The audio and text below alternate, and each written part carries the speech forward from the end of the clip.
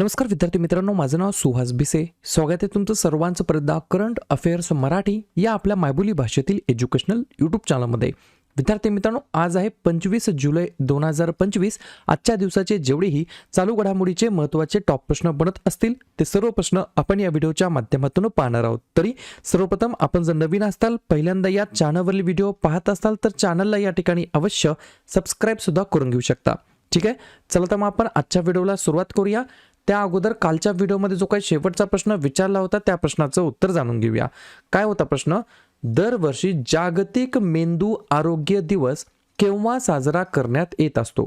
तर बऱ्याच विद्यार्थी मित्रांनी अगदी योग्य उत्तर टाईप करून सांगितलं आहे. पर्याय क्रमांक बी, 22 जुलैला दरवर्षी या ठिकाणी विद्यार्थी मित्रांनो आपण या ठिकाणी जागतिक मेंदू आरोग्य दिवस म्हणून साजरा करतो.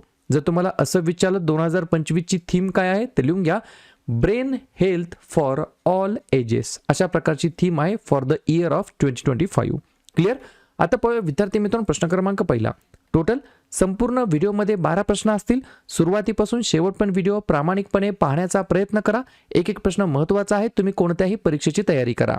पाहूया आता या ठिकाणी प्रश्न क्रमांक पहिला. लिहून घ्या, संकटग्रस्त वनस्पती संवर्धन कार्यक्रम हा जो काही प्रोग्राम आहे तो कोणत्या राज्यामध्ये सुरू करण्यात आलेला आहे?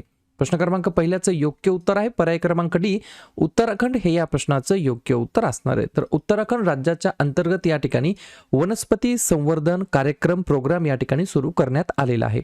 सुरुवातीलाच आपण उत्तराखंड राज्याबद्दल रिव्हिजन टाकूया. स्थापना झाली 9 नोव्हेंबर 2000 साली. मुख्यमंत्री आहेत पुष्कर सिंह धामी, राज्यपाल आहेत गुरमीत सिंह, राजधानी आहे देहराडून. या ठिकाणी 5 महत्त्वाचे राष्ट्रीय उद्यान आहेत: Jim Corbett, Rajaji, valley of flowers, Nanda Devi आणि गंगोत्री, आणि 2 महत्त्वाचे धरण आहेत टेहरी आणि कोटेश्वर. पुढचा प्रश्न. IMF नुसार जून 2025 मध्ये UPIने 18.39 अब्ज व्यवहारांची नोंद केली आहे व जलद पेमेंटमध्ये कोणता देश या ठिकाणी जागतिक आघाडीवरती आहे? तर डोळे झाकून उत्तर लिहायचं. पर्याय क्रमांक सी, आपला प्यारा भारत देश हे या प्रश्नाचं योग्य उत्तर असणार आहे. मला फक्त कमेंट करून सांगा, हे जे काय IMF आहे, इंटरनॅशनल मॉनिटरी फंड, बरोबर का नाही? तर याचं जे काही मुख्यालय आहे आणि याचे जे काही प्रमुख आहेत वर्तमानमधील त्यांचं नाव काय आहे एवढंच मला तुम्ही कमेंट बॉक्समध्ये सांगायचं आहे. तोपर्यंत 2 पॉईंट लिहून घ्या. गव्हर्नमेंटच्या आकडेवारीनुसार UPI आता दरमहा 18 अब्जपेक्षा जास्त व्यवहारांवरती या ठिकाणी प्रक्रिया करतं. UPIचा फुल फॉर्म आहे युनिफाईड पेमेंट्स इंटरफेस.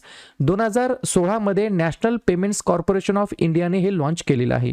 UPIचा फुल फॉर्म परत एकदा लिहून घ्या, युनिफाईड पेमेंट्स इंटरफेस असा याचा फुल फॉर्म आहे. पुढचा प्रश्न. कोणत्या देशाने युनेस्कोमधून बाहेर पडण्याची घोषणा केलेली आहे? 3 नंबरच्या प्रश्नाचं योग्य उत्तर आहे पर्याय क्रमांक बी, अमेरिका. USA हे या प्रश्नाचं योग्य उत्तर असणार आहे. तर अमेरिकेने या ठिकाणी युनेस्कोमधून बाहेर पडण्याची घोषणा केलेली आहे. US withdraws from UNESCO. ठीक आहे, याच्याबद्दल काही ठराविक गोष्टी आहेत ते लिहून घ्या. जसं की सर्वप्रथम युनेस्कोचा full form United Nations Educational Scientific and Cultural Organization, संयुक्त राष्ट्र शैक्षणिक वैज्ञानिक आणि सांस्कृतिक संघटना. स्थापना झाली 16 नोव्हेंबर 1945 ला. मुख्यालय पॅरिस फ्रान्स या ठिकाणी, आणि वर्तमानमधील महासंचालक आहेत ऑड्रे अझौले. ठीक आहे, USAने आतापर्यंत या ठिकाणी युनेस्कोमधून किती वेळा बाहेर पडण्याची घोषणा केली आहे? तर 3 वेळा. ती सुद्धा आपण गोष्टी जाणून घेऊया. 1984, 2017 मध्ये आणि 2025 मध्ये. नुकतीच 2025 मध्ये जी काही घोषणा केलेली तारीख आहे ती आहे 22 जुलै 2025 आणि बाहेर पडणार आहे ऍक्च्युअल मध्ये 31 डिसेंबर 2026 ला. जर तुम्हाला असं विचारलं भारत हा मेंबर कंट्री सदस्य देश कधी झाला युनेस्कोचा, तर 4 नोव्हेंबर 1946 ला. या सर्व गोष्टी लक्षात ठेवायच्या आहेत परीक्षेला या ठिकाणी समोर ठेवून. 6 महिन्याची PDF आहे, जानेवारी 2025 पासून जून 2025 पर्यंत. या 6 महिन्याच्या PDF मध्ये तुम्हाला काय मिळणार आहे? या ठिकाणी प्रत्येक महिन्याचे सेपरेट जानेवारी, फेब्रुवारी, मार्च, एप्रिल, मे, जून प्रत्येक महिन्याचे सेपरेट 150 अत्यंत महत्त्वाचे 1 लाइनर क्वेश्चन्स तुम्हाला मिळणार आहेत. सर्व प्रश्न हे 1 लाइनर फॉर्मॅटमध्ये असणार आहेत. त्याच्यानंतर 20 पेक्षा अधिक महत्त्वाचे टॉपिक्स त्याच्यावरती 1 लाइनर क्वेश्चन मिळणार आहेत. 2025-26 मध्ये कोणत्याही परीक्षेची तुम्ही तयारी करा, या पीडीएफचा आपल्या यूट्यूब चॅनलचा तुम्हाला हमखास या ठिकाणी फायदा होणार आहे. या पीडीएफची तुम्ही बॅक टू बॅक जेरॉक्स देखील काढू शकता. मी तुम्हाला या ठिकाणी इंडेक्स दाखवतो, जेणेकरून तुम्हाला लक्षात येईल परफेक्ट तुम्हाला या ठिकाणी 99 रुपयामध्ये काय काय मिळणार आहे. सुरुवातीचे हे जे काही 6 महिने आहेत, या 6 महिन्याचे प्रत्येकी सेपरेट 150 वन लाइनर क्वेश्चन्स मिळणार आहेत.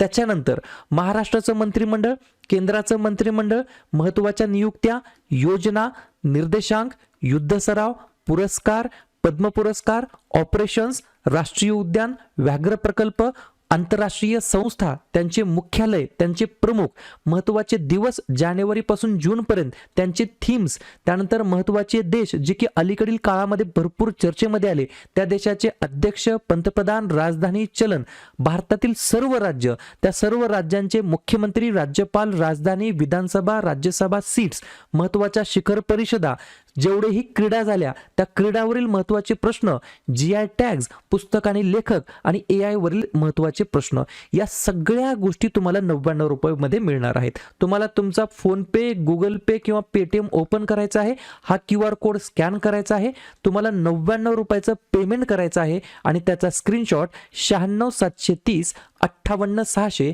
या मोबाईल नंबरला पाठवा. पुढचा प्रश्न क्रमांक 4, हेनली पासपोर्ट निर्देशांक 2025 मध्ये भारताचे स्थान कितवे आहे किंवा भारत कितव्या स्थानावरती आहे? 4थ्या नंबरच्या प्रश्नाचं योग्य उत्तर आहे पर्याय क्रमांक ए, आपला प्यारा भारत देश या ठिकाणी 77व्या क्रमांकावरती आहे. लक्षात घ्या, हेनली पासपोर्ट निर्देशांक, हेनली पासपोर्ट इंडेक्स 2025 मध्ये या ठिकाणी अव्वल कोण आहे? तर नेहमीप्रमाणे सिंगापूर या ठिकाणी या इंडेक्स मध्ये अव्वल स्थानी आहे, भारत 77व्या क्रमांकावरती. ठीक आहे, प्रश्न आहे निर्देशांक बद्दल, इंडेक्स बद्दल. तर लगेच लेटेस्ट जे काही प्रकाशित झालेले इंडेक्स आहेत, निर्देशांक आहेत, त्याच्यावरती आपण एकदा चर्चा करूया.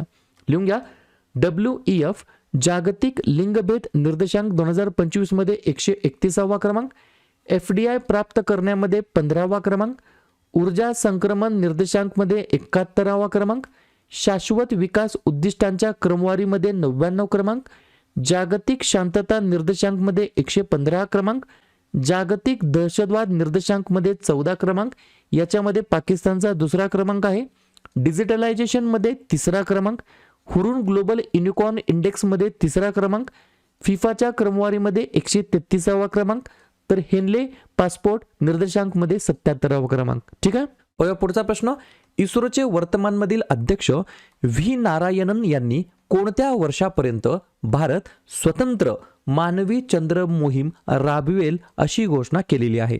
5व्या नंबरच्या प्रश्नाचं योग्य उत्तर आहे पर्याय क्रमांक डी, 2040 2040 या वर्षापर्यंत भारत स्वतंत्र मानवी चंद्र मोहीम राबवेल अशा प्रकारची घोषणा केलेली आहे. कोणी? इस्रोने. या ठिकाणी इस्रोचे वर्तमानमधील अध्यक्ष आहेत व्ही नारायण यांनी या ठिकाणी ही घोषणा केलेली आहे. बरोबर, या ठिकाणी लक्षात ठेवायची गोष्ट आहे, हे स्थानक पूर्णपणे भारताद्वारे बनवले जाणार आहे आणि दीर्घकाळ चालवले देखील जाणार आहे, ज्यामुळे आपल्या अंतराळवीरांना दीर्घकाळ अंतराळात राहण्याची आणि काम करण्याची परवानगी याच्याद्वारे या ठिकाणी भेटून जाणार आहे. इस्रो बद्दल बिलकुल इसरून जायचं नाही. फुल फॉर्म आहे इंडियन स्पेस रिसर्च ऑर्गनायझेशन, मराठीमध्ये म्हणता येईल भारतीय अंतराळ संशोधन संस्था. स्थापना झाली 15 ऑगस्ट 1969 ला. संस्थापक होते विक्रम साराभाई. वर्तमानमधील अध्यक्ष आहेत व्ही नारायणन आणि मुख्यालय आहे बेंगलोर या ठिकाणी. पुढचा प्रश्न, पर्यटन मंत्रालयाने मिनिस्ट्री ऑफ टुरिझमने सुरू केलेल्या SASCI ही जी काही स्कीम आहे, योजना आहे, याचं फुल फॉर्म काय आहे? 6व्या नंबरच्या प्रश्नाचं योग्य उत्तर आहे पर्याय क्रमांक C, special assistance to states for capital investment. बरोबर, तर असं याचा फुल फॉर्म आहे. मी परत सांगतो, SASCI चा full form special assistance to states for capital investment. याच्या मागचा उद्देश काय आहे? तर निवडक पर्यटन स्थळांना जागतिक दर्जाच्या प्रतिष्ठित आकर्षणांमध्ये रूपांतरित करण्याच्या उद्देशाने ही योजना सुरू करण्यात आलेली आहे. पुढचा प्रश्न, कोणत्या राज्याने अलीकडेच सुप्त क्षयरोग संसर्ग LTBI शोधण्यासाठी CYTB त्वचा चाचणी सुरू केलेली आहे? 7व्या नंबरच्या प्रश्नाचं योग्य उत्तर आहे पर्याय क्रमांक बी, केरळ हे या प्रश्नाचं योग्य उत्तर असणार आहे. पॉइंट लिहून घ्या 2. CYTB, टीबीचा फुल फॉर्म काय? ट्युबरकुलोसिस. ही एक नवीन पिढीची इंट्राडर्मल स्किन टेस्ट आहे, ज्याच्यामध्ये इसॅट-6 आणि CPF-10 नावाच्या मायकोबॅक्टेरियम ट्युबरकुलोसिस विशिष्ट अँटीजेन्सचा वापर केला जातो. हे निष्क्रिय क्षयरोगाचे लवकर निदान करण्यासाठी मदत करते, जेणेकरून तो सक्रिय होण्यापासून या ठिकाणी आपल्याला अडवता येईल किंवा रोखता येईल. तर पर्याय क्रमांक बी, केरळ ह्या राज्याने अशा प्रकारची जी काही CYTB त्वचा चाचणी आहे ती या ठिकाणी सुरू केलेली आहे. केरळ. स्थापना 1 नोव्हेंबर 1956. मुख्यमंत्री पिनराई विजयन. राज्यपाल राजेंद्र आर्लेकर. राजधानी तिरुवनंतपुरम. 4 महत्त्वाचे या ठिकाणी राष्ट्रीय उद्यान आहेत. इरविकुलम, मठिकेतन, अनमुडी, पामबदोंग आणि 5वं पेरियार आहे. 6वं सायलेंट व्हॅली आहे. या ठिकाणी 4 महत्त्वाचे धरण आहेत. इडुक्की, मालमपुजा, पेची आणि कुंडाला. पुढचा प्रश्न, खालीलपैकी कोणते राज्य असं पहिलं राज्य आहे जिथे कोणतेही मतदान केंद्र 1200 पेक्षा जास्त मतदारांना सेवा देणार नाही, सर्व्हिस देणार नाही? 8व्या नंबरच्या प्रश्नाचं योग्य उत्तर आहे पर्याय क्रमांक ए, बिहार हे या प्रश्नाचं योग्य उत्तर असणार आहे. उद्देश काय आहे तर 2-3 पॉईंट लिहून घ्या. मतदारांची म्हणजेच वोटर्सची गर्दी कमी करणे यासाठी हे पाऊल उचलण्यात आलं आहे. तसेच एकूण मतदानाचा अनुभव सुधारणे हा देखील याच्या मागचा उद्देश आहे. हे शक्य करण्यासाठी राज्यभरामध्ये 12,817 नवीन मतदान केंद्रे या ठिकाणी जोडण्यात आलेली आहेत. तर अशा प्रकारचे जे काही या ठिकाणी करण्यात आलेले आहे कोणत्या राज्यामध्ये तर बिहारमध्ये. बिहार ज्या राज्याची स्थापना 22 मार्च 1912 झाली. मुख्यमंत्री आहेत नितीश कुमार. राज्यपाल आहेत आरिफ मोहम्मद खान. राजधानी आहे पटना. 3 महत्त्वाचे राष्ट्रीय उद्यान आहेत. वाल्मिकी, राजगीर आणि कानवर आणि एकच महत्त्वाचं धरण आहे इंदापुरी नावाचं. पुढचा प्रश्न महत्त्वाचा प्रश्न आहे, विचारला जाणार. कोणत्या भारतीय मोबाईल ॲप्लिकेशनने सांस्कृतिक विविधता आणि ओळख, भाषिक विविधता आणि स्थानिक सामग्री या कॅटेगरी अंतर्गत या श्रेणींअंतर्गत डिजिटल गव्हर्नन्ससाठी WSIS चॅम्पियन पुरस्कार 2025 जिंकलेला आहे? तर पर्याय क्रमांक डी, मेरी पंचायत ॲप या ॲपने या ठिकाणी हा पुरस्कार जिंकलेला आहे. हे राष्ट्रीय सूचना विज्ञान केंद्राच्या सहकार्याने पंचायती राज मंत्रालयाने विकसित केलेलं ॲप होतं. ॲपचं नाव आहे मेरी पंचायत ॲप. ठीक आहे. WSIS चॅम्पियन पुरस्काराने याला या ठिकाणी सन्मानित करण्यात आलं आहे. पुढचा प्रश्न, गीता गोपीनाथ IMF च्या पहिल्या उपव्यवस्थापकीय संचालक पद होत्या म्हणजे संचालक पदी होत्या. त्यांनी या ठिकाणी रेझिग्नेशन या ठिकाणी डिक्लेअर केलेलं आहे. तर राजीनामा कधी देणार आहेत? तर पर्याय क्रमांक सी, ऑगस्ट 2025 मध्ये ते या ठिकाणी रेझिग्नेशन देणार आहेत. ठीक आहे. पुढचा प्रश्न, त्रिपुरा उच्च न्यायालयाचे मुख्य न्यायाधीश म्हणून अलीकडेच कोणी शपथ घेतलेली आहे? तर पर्याय क्रमांक बी, न्यायमूर्ती MS रत्नश्री रामचंद्र राव असं त्यांचं नाव आहे. त्यांनी या ठिकाणी त्रिपुरा उच्च न्यायालयाचे मुख्य न्यायाधीश म्हणून ओथ या ठिकाणी अलीकडेच घेतलेली आहे. शेवटचा प्रश्न, जगदीप धनखड यांनी संविधानाच्या कोणत्या कलमाखाली आर्टिकल अंतर्गत रेझिग्नेशन दिलेलं आहे, राजीनामा दिलेला आहे? तर पर्याय क्रमांक ए फॉर आर्टिकल 67A याच्या अंतर्गत या ठिकाणी राजीनामा दिलेला आहे. 2-3 पॉईंट लिहून घ्या. 2022 मध्ये त्यांची भारताचे उपराष्ट्रपतीपदी निवड झाली होती. 14वे उपराष्ट्रपती म्हणून त्यांनी कामकाज पाहिलेलं आहे. जगदीप धनखड हे भारताच्या इतिहासातील 3रे उपराष्ट्रपती आहेत ज्यांनी मिड टर्म मध्ये मध्यावधी कालावधीमध्ये राजीनामा दिलेला आहे. मग दुसरे 2 कोण होते तर VV गिरी आणि R व्यंकटरमण. क्लिअर.